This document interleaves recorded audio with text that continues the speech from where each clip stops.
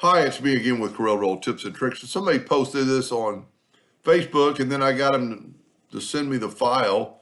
And while we were going back and forth with emails, I drew this one that I think would maybe, I mean, with the exception of this is a little bit larger, but you could adjust that. I think mine is maybe a little smoother. So let's just draw one, and then maybe I've got a question out to her. She said something on Facebook about a stencil, and I don't know what her plans with are. But let's just take a polygon, three-sided, and draw a triangle. Now we need to go to Object and convert it to a curve.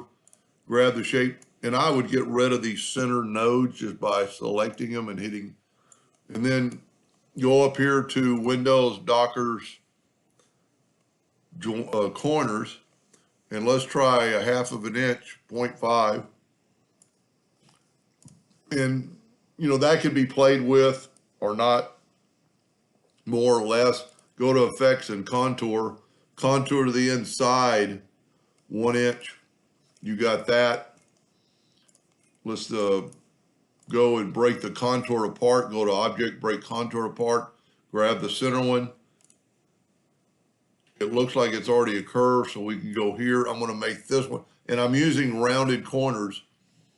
Well,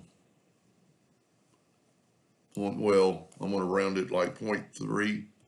And we get that. And I'm pretty close. I mean, you could play around with a little bit of the thickness. But then the easiest thing I find to do is to fill that in with a color and then take away the color, and that put those two objects together. And then Control D and make a duplicate and then mirror it.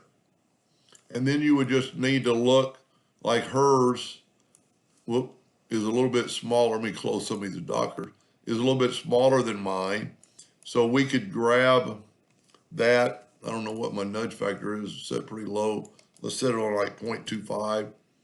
Let's grab that and nudge it up.